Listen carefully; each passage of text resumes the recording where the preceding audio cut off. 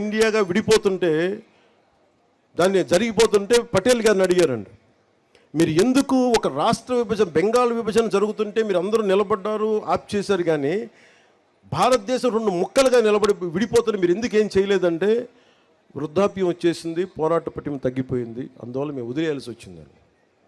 అందుకని చెప్తున్నాను, ముందస్తుగానే పంచాయతీల నుంచి మీరు నాయకత్వాన్ని పెంపొందించుకోండి, భవిష్యత్తులో మీరే నాయకులు కండి.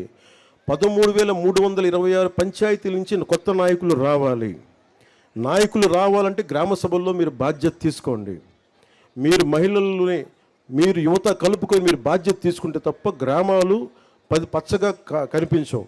అందుకని దయచేసి ఈ గ్రామ సభని ఏదో తూతు మంత్రంగా కాకుండా నిజంగా ప్రేరణగా తీసుకొని 13,326 పంచాయతీలో ఉన్న యువతి, యువకులు, మహిళలు, అనుభవజ్ఞులు ప్రతి ఒక్కరూ గ్రామాభివృద్ధి దిశ వైపు అడుగులు వేయాలని మనస్ఫూర్తిగా కోరుకుంటూ సెలవు తీసుకుంటాను. దీనికి సహకరించిన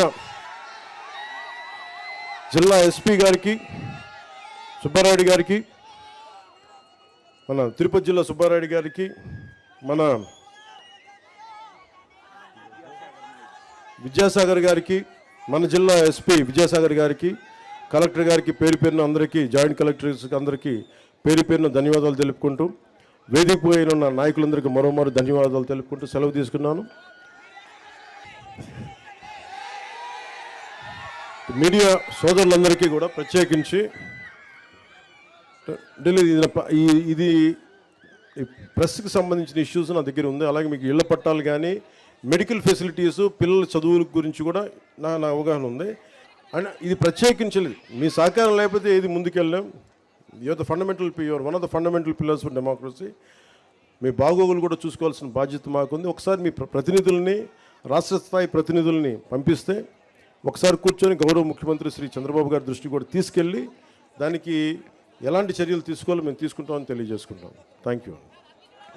అలాగే ప్రత్యేకించి గౌరవ ముఖ్యమంత్రి అనుభవజ్ఞులు శ్రీ నారా చంద్రబాబు నాయుడు గారికి మైసూరావారిపల్లి నుంచి ప్రత్యేకంగా నా కృతజ్ఞతలు తెలియజేసుకుంటున్నాను. ఎందుకంటే ఒక పంచాయతీరాజ్ ఆధ్వర్యంలో మొదలుపెట్టింది ఈ రోజున రాష్ట్ర మొత్తం మీద అన్ని ఎమ్మెల్యేసు చంద్రబాబు గారితో సహా, గౌరవ ముఖ్యమంత్రి చంద్రబాబు గారితో సహా అందరూ మంత్రివర్గం కూడా పాల్గొనేలాగా చేయడానికి చంద్రబాబు గారు బాధ్యత తీసుకున్నందుకు ప్రత్యేకించి గౌరవ ముఖ్యమంత్రి శ్రీ చంద్రబాబు గారికి ధన్యవాదాలు తెలుపుకుంటున్నాను. అసలు మనకి డబ్బులు రావాలి, ఇన్ని వేల కోట్లు రావాలి, మన అమరావతి రాజధానికి 15,000 కోట్లు ఇవ్వాలన్నా ఈ రోజున